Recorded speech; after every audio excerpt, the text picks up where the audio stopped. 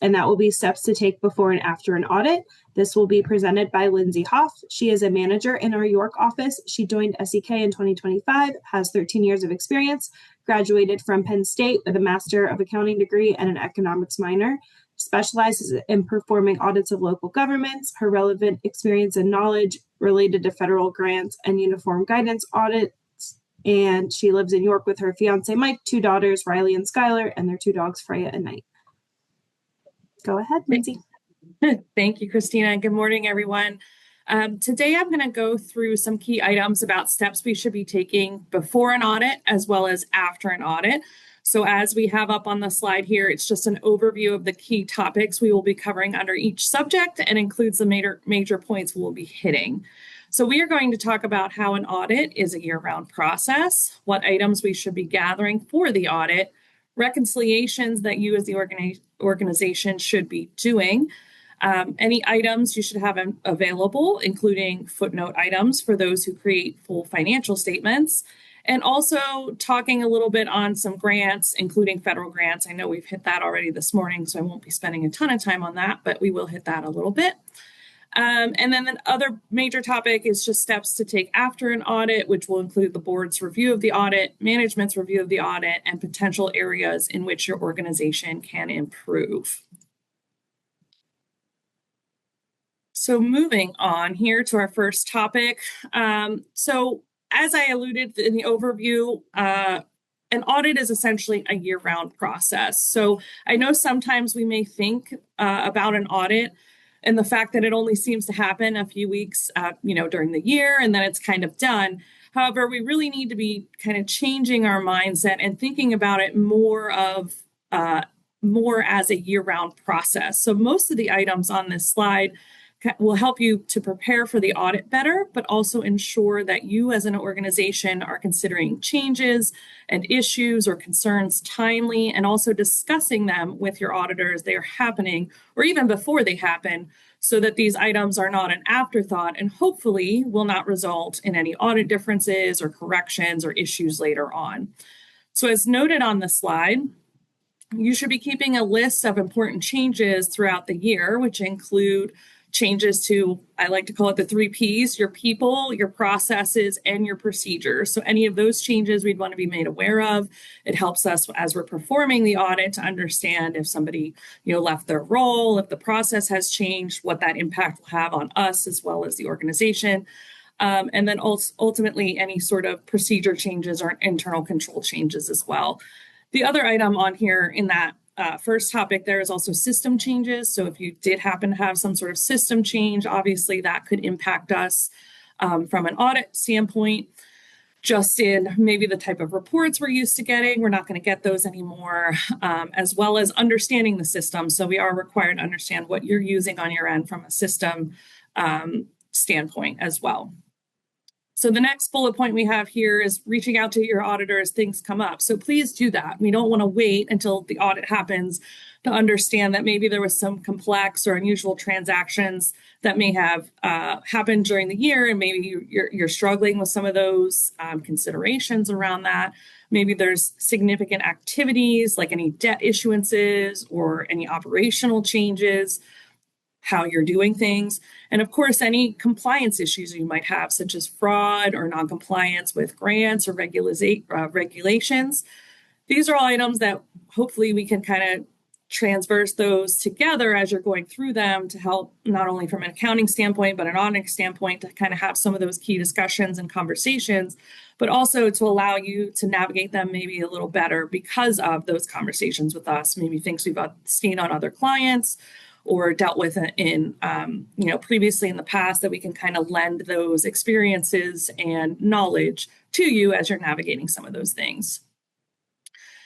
So in addition, to help ensure a smoother audit, you should be performing and or tracking activity during the year timely, such as performing cash reconciliation, monthly, tracking your fixed asset activity. So any additions or disposals, tracking that throughout the year instead of at year end to hopefully ensure, you're capturing all of that activity appropriately. Again, any debt activity, any new issuances or refinancing or anything along those lines. Journal entries. So did you have any significant journal entries throughout the year? Are those being supported by appropriate documentation and then hopefully approved as well through some sort of approval process and review process? Are you looking at your year-end accruals and making sure that you're tracking those throughout the year to ultimately get to an appropriate year-end balance? And then the last bullet point, do you have any the appropriate supporting documentation for any financial activity? So grant activity, major funding sources, any sort of impairment, things like that. So in relation to that, obviously we'll need to gather some items for the audit. So as seen on the screen, you'll notice a high correlation of these items to kind of the things we just talked about on the previous screen. So do you need to update your internal control narrative for processes that have changed or people that have changed? Can you provide the fixed asset listing that includes maybe something from an appraisal company or manual spreadsheets that you're preparing yourself? And are you capturing all of those transactions during the year that have occurred? Again, we're going to need to look at the debt activity. So we will need to see that activity for the year, any issuances or payments made. If you have a pension or OPEB, are there reports from the actuary? We'll want to get those and make sure we're looking at that from a valuation standpoint. So can you provide those for the audit, ahead of the audit, if possible? Any sort of lease or submitted information, just because of a lot of times we're going to be looking at and testing those, but generally we provide services to help with the accounting for that. So we'll need that information if we are doing those services. And then lastly, any compensated absences. Do you have the summary for us so we can take a look at that, make sure we're testing the change in that accrual year over year appropriately and see what's being consolidated into that summary, the key points that we would want to look at and considerations around that accrual. So moving on, in line with everything we've been discussing, we are now going to talk about reconciliations to prepare, specifically asset reconciliations. So I guess the thing is, why is this important, right? Well, as many of you are aware, we as auditors, again, need to be aware of the changes that occurred during the year, as well as why some of those balances that we see in our audit confirmations or bank statements or other year-end statements may not agree to what you have recorded in your trial balance. And that's typically due to differences in timing, receipt of payments, receipts of cash and payments being made, etc. So one of the most basic and important reconciliations that should be done is the bank reconciliation for all cash accounts as of year end. Now, I do want to note, we say as of year end here, but really that should be done on a monthly basis throughout the year to ensure that you aren't seeing any major reconciling differences between the bank balance and the general ledger. And if you are, you understand what those differences are. So hopefully there's no unknown differences or items that you can't pinpoint. Along with that, you should be obtaining the bank statements, again, so you can kind of tie out what the bank has per their balance as to what you're going to have in your trial balance. And ultimately, we would like to get those for the fiscal year end month as well as the subsequent month, so we can then look at and or test any of those reconciling items that we've seen. So if there's any receipts or payments that are coming in right after year end that's included in your bank rec, we'll be able to look at and test those. In addition, the organization should be performing, investment summary, obtaining the applicable investment statement. Much like cash, we want to make sure that those statements and summaries agree, and we're able to look at the applicable valuations for those investment balances given in those statements. Taxes receivable, so we would like to see the tax receivable summary and or reconciliation.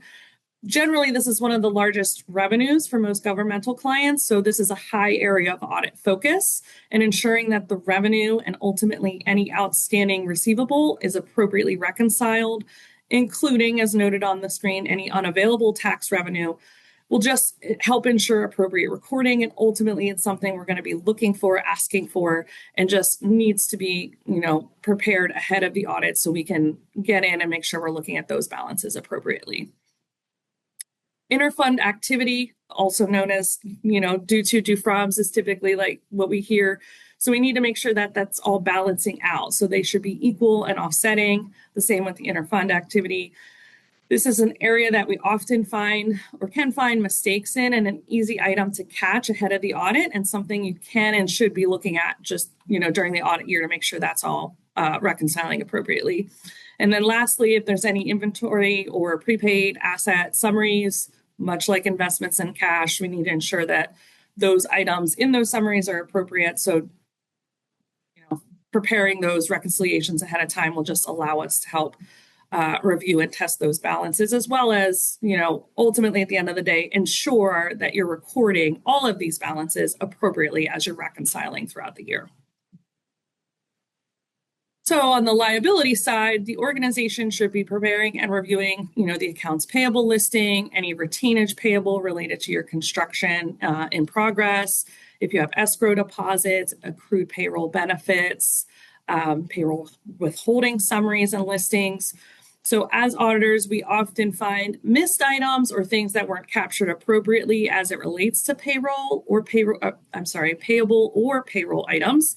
And the completeness of these items, i.e., is everything captured that should be captured, is of the utmost importance. So taking a step back and looking to make sure you have included everything that should be included in these listings is obviously important and significant for purposes of the audit. So what we suggest is just taking a look at the transactions, making sure we're looking at or around year end, and generally immediately thereafter, to ensure that the activity does or does not relate to the year being audited and is recorded as appropriate. Oh, looks like we had a poll pop up, so make sure we're clicking on that to get our CPE credit. So on the next slide, we've talked about our asset reconciliations. We've talked about our liability reconciliations. So the only thing we are missing now is essentially our fund balance side of the house. So obviously, reconciliation of these counts should also be done. So generally, as an auditor, one of the first procedures that I'm doing is ensuring that the fund balance in the trial balance reconciles to the previous year's audited financial statements that were issued or reports that were issued. Again, this is an item that I see a lot of in our governmental clients that we might have audit entries related to, and I feel can be pretty easily avoided. So if you are looking at that fund balance and realize that your fund balance does not reconcile, I would suggest that you take a look to ensure that the prior year ending account balances are what's coming over into your beginning balances noted in your general ledger. And if they aren't, you most likely need to make some sort of audit entries that perhaps we suggested but haven't been made yet, or other adjustments in order to get those balances to the correct beginning point. After that step is done, you should be reconciling the classification of the fund balance, which are broken out into the different classifications noted on the screen. So you have your restricted fund balance, which essentially is anything that's restricted by a third party. So this could be cash restricted for a specific purpose, such as a grant or debt covenants requiring certain restrictions, donor contributions that essentially say you have to restrict those funds in a certain way. Then you also have the committed fund balance, which is any board action taken to commit the fund balance. So this is typically we see this as like future capital projects or equipment purchases where the board has actually taken action to commit those funds. The next fund balance classification is the assigned fund balance, and examples as noted on the screen could include the budget deficit for the next year, should include budget deficit for the next year, as essentially you're already assigning that, but could also include anything maybe that management with board kind of authority has designated or intends to set aside or use funds for. But those specific items have not rose to the level of being formally approved by the board. So management intends to use the funds for those sort of things, maybe such as like a vehicle purchase or something like that, but it hasn't been formally approved all the way to the board level. And then unassigned fund balance obviously is just kind of the residual, anything that can be used for the remainder of your operations and activities and the residual there.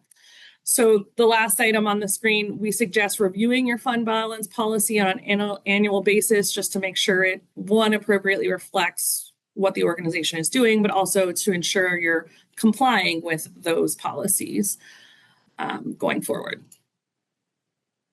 So next we have our various items to have available for the audit. So again, you're going to notice high correlation to everything that I've already been talking about, but we generally receive and want to have our subsequent receipts listing for usually around 90 days. Sometimes we may go a little longer, a little shorter, and as well as the subsequent payment listing.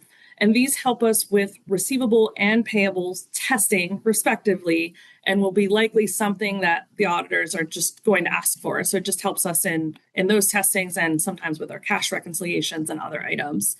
Current year budget, original and final, helps us with any analytical procedures we may be doing, as well as getting a jump on current year activity or planned activity. And ultimately with the final budget, just seeing where things landed in comparison to the budget. And it's also necessary information for the financial statements, as others have talked about this morning, having that budgetary information presented. And then just some others to note, your 941s or payroll reports to help us with the payroll testing and looking at that. I mentioned, analytics or variance analysis. So understanding the explanations for any significant variances year over year. If you're aware of those, having those available to us ahead of time will often help us in our procedures, as well as, we don't have to come back and ask you later on. We're kind of already aware of what's happened in those accounts.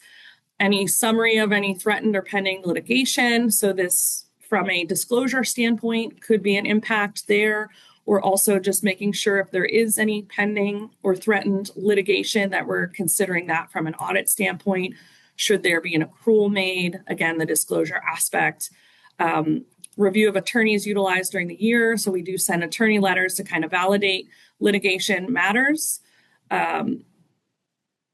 And, updated agreements and contracts, pension fund statements, check number samples for any, payroll or cash disbursements, and then a listing of journal entries. Those are all basic items that we're going to be asking for when we get to the audit. Footnote items needed. For those who are issuing full financial statements, again, I think most of these have kind of been discussed throughout the presentation thus far, but these are items that are required disclosures under GAAP and items that we need to be made aware of as auditors to not only ensure appropriate disclosure is being made, but also to ensure our procedures are appropriately addressing any risk around these items.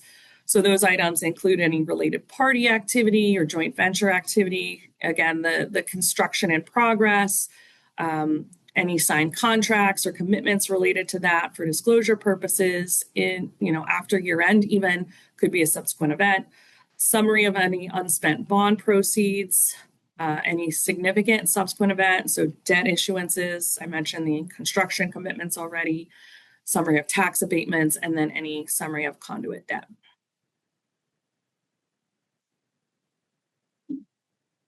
Moving on, we are going to focus on grants, and then the next slide we're going to talk about federal grants / single audit reminders. Again, not going to spend a ton of time on this because I think we've had this a few times thus far this morning, but we do want to make sure we're looking at grants, as they can be a big focus of the audit and need to be appropriately handled during the year and for purposes of the audit. So the organization should be able to provide a summary of all activity during the year, including, your receipts, your disbursements, any calculations of receivable or unearned grant activity, and then summary of grant receipts not received within the 60 days. That's our unavailable grant receivable.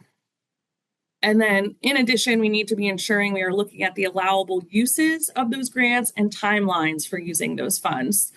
You should be tracking that activity, reading the grant contract to ensure you understand all requirements and stipulations, as well as verifying you are able to adhere to those requirements, such as federal grants that may require a single audit over both controls and compliance over those expenditures related to the grant funding. And then, as it's noted, no double dipping, so you can't use the same expense in multiple grants. Essentially, that's hopefully intuitive, but no double dipping in your grant activity. And then making sure you're looking at and adhering to reporting requirements. So what are those requirements ultimately require of you? Is it required quarterly, annually, otherwise? And then what do you have to report in those requirements? So moving on to the federal audit, federal grant, single audit reminders. Again, the threshold has been updated to $1 million. You want to make sure you're looking at all federal funds combined, and then the funds for determination of that $1 million is the funds spent, not received. So your expenditures of federal funds. And then here, the second bullet point, we just wanted to suggest that you begin to prepare and think about a schedule of expenditures of federal awards if those expenditures exceed the $750,000, just because you don't want to be surprised if you need a single audit. So as you start to get up there towards that $750 million mark, you might want to just think of pulling all of those federal funds together in a schedule just to see, okay, are we over the $1 million threshold? Are we close? Do we think we're going to need a single audit? And then obviously, talking to your auditor about that, because that may be something that you don't have in your engagement letter, but will be required if you tip over the $1 million. And then as your auditors, we would want to be made aware of that so we can ultimately do those audit procedures in a timely manner and make sure we're all on the same page there. So just a reminder, it is compliance testing and internal control testing that's required there. So that kind of wraps up our steps to take before an audit. So now we can look at our steps to take after an audit.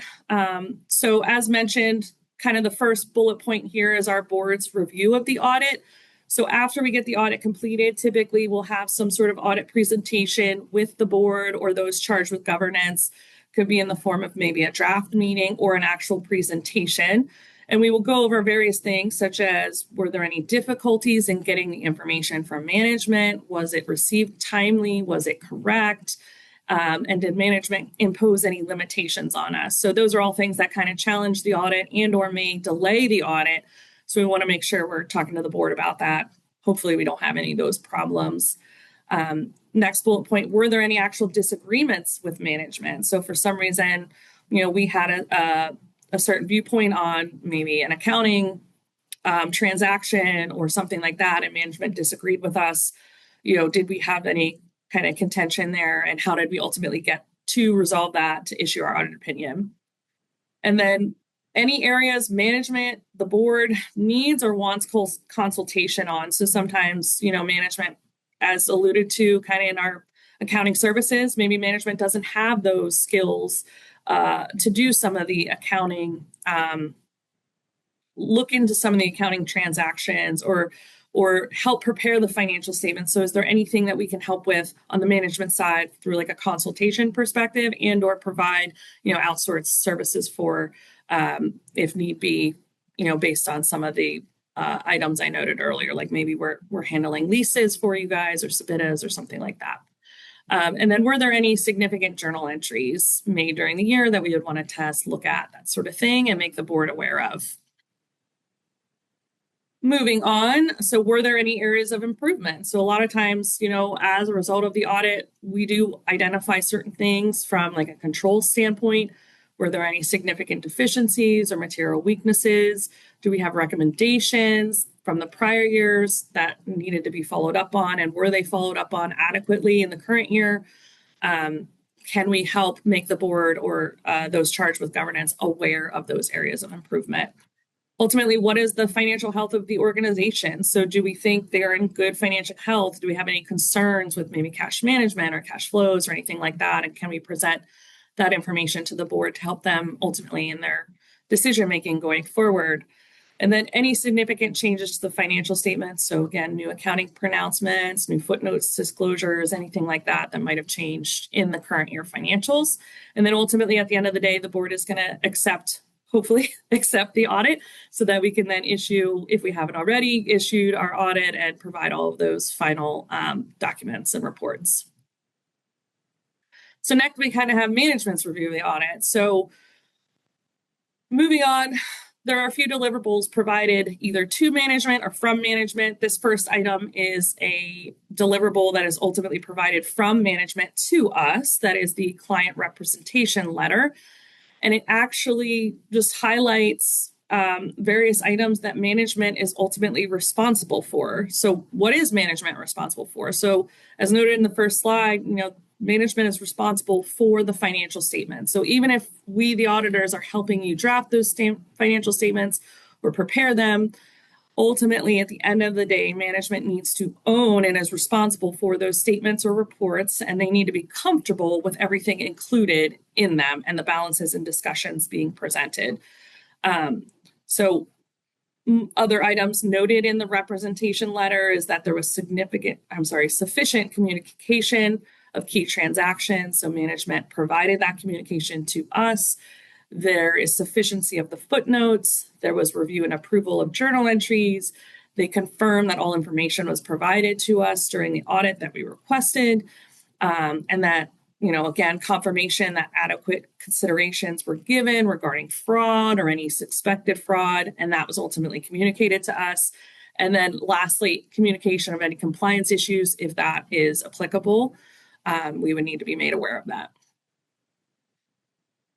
The next deliverable is the management letter, and it's part of management's review, and it includes communication of internal control matters. So under the standards, auditors are required to make management and the board aware of any material weaknesses or significant deficiencies in internal controls. A material weakness is essentially a reasonable possibility that a material misstatement of the financial statements will not be prevented. So not necessarily that it occurred, but would not be prevented. And then significant deficiencies are less severe, but important enough to merit the attention of those charged with governance or the board. In this letter, we also like to include areas of improvement, any new accounting pronouncements. And the last bullet point here is just making sure that you're reviewing, as management, you're reviewing this letter and ensuring you're asking questions when items are unclear. Because ultimately, this is kind of a summary of what happened during the audit. Maybe not necessarily a financial summary, but kind of everything else, like the internal controls, the accounting pronouncements, areas of improvement related to your operations. So if you're not clear with what we're presenting in there, then most likely you're not going to be able to rectify them and fix them going forward. So make sure you're reviewing it, asking those questions so we can have those conversations if we haven't already, or even continue those conversations just to help you in your processes and procedures going forward and making sure you're rectifying any audit issues or anything we would have identified so you don't have those going forward. And then lastly, we have the management's review related to the communication of those charged with governance. You'll also hear this called the SAS 114 level letter. And this is our letter to the board or the authority members or anything along those lines. And again, includes very similar items as the management letter we talked about on the previous slide. So new accounting pronouncements, any significant estimates in the financial statements that are presented there and should be considered to make sure everybody is comfortable with those estimates, any significant disclosures, any difficulties we had in performing our audit, what the corrected and uncorrected misstatements were, so what we actually changed or suggested to be changed during the audit, and again, any disagreements with management, and ultimately if management had any consultation with other accountants, just to make sure we understand what those consultations are for and how they may or may not impact us as your auditors or the financial statements. So moving on, I believe my last topic here is just our potential areas in which your organization can improve. So I have noted here a few items that I think are, areas that we typically find errors or misstatements or required audit adjustments. So you'll see capital assets, our interfund accounts, our due to, due froms, and our transfers, leases, deferred inflows and outflows, fund balance, and our schedule of expenditure of federal awards or CFA, and then any component units. So I'm not going to cover all of them, but those are just key areas I'd say to kind of highlight where I usually see areas of improvement. And then moving on to the next slide, we can kind of start to dive into a few of these. So capital assets is generally one.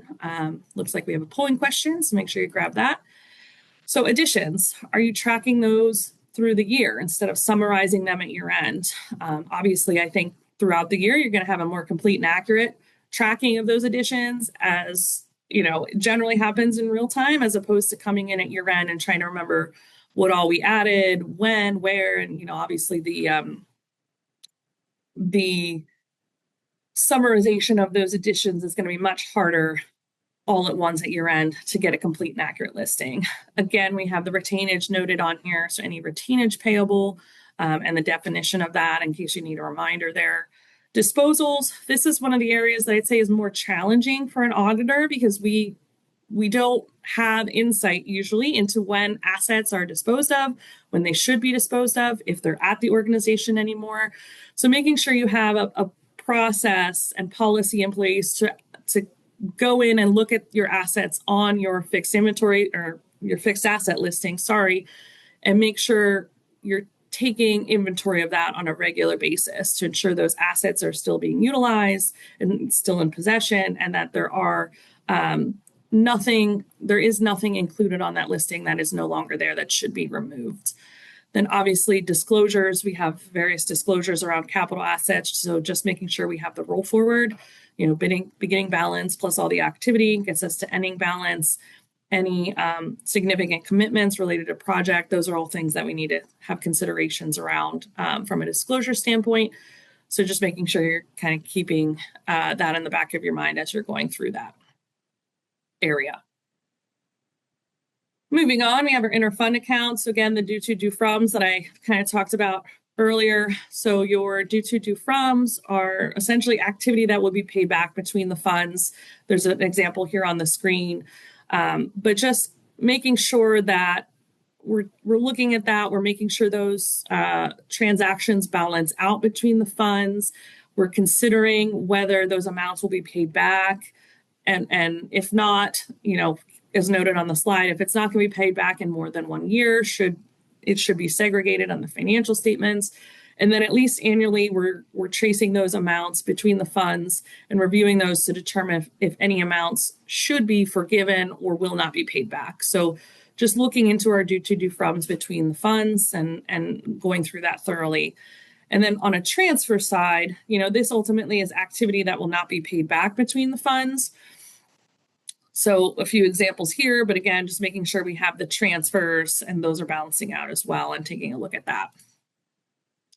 On the fund balance side, for potential areas to improve, I think I went over most of this on my previous fund balance slide for preparation for the audit, but come back to it now at the end of the audit. Let's take a look at our fund balance policy to ensure compliance. Let's make sure we're getting the right classification. Is it restricted? Is it committed? Is it assigned? And then ultimately, classification should be reviewed for all governmental funds. So we suggest reviewing classifications within the general fund. And then typically that's going to be restricted or committed for all funds except for the general fund. So if you're not in the general fund and you're in your other funds, typically it's most likely going to be a restricted or committed fund balance. And then on the CFA side, ensuring you have processes in place to include all your federal grants. So you have a complete listing of your federal grants, you're not missing anything. And then when you're preparing that schedule, making sure you're getting all the appropriate information included in there. So the grant name, the CFDA number, the pass-through grantors number, if it was like COVID funding, which I think we're kind of, most of that's kind of slimming down now. But, is there anything passed through to the sub-recipients, indirect cost rate, all of that stuff, that we're just gathering all of that information appropriately. And then again, on the CFA side, just kind of diving into the programs that should be tested.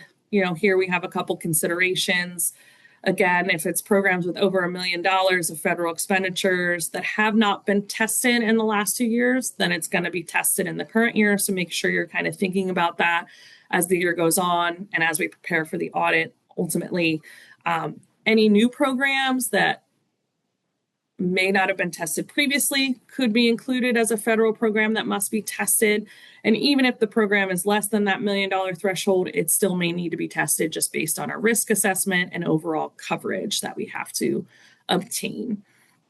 And then on the compliance side, we are testing compliance. So you want to make sure that you're thinking about and ensuring you have appropriate policies around the various compliance requirements. So if activities allowed, cash management, reporting, so on and so forth, if that's applicable to the grant and required based on the compliance supplement, you want to make sure you have all of the appropriate policies and you're maintaining the appropriate documentation to support all of those compliance requirements, as well as have appropriate internal controls over those as well. And I think that brings me to the end of my slide here. So thank you all for your time.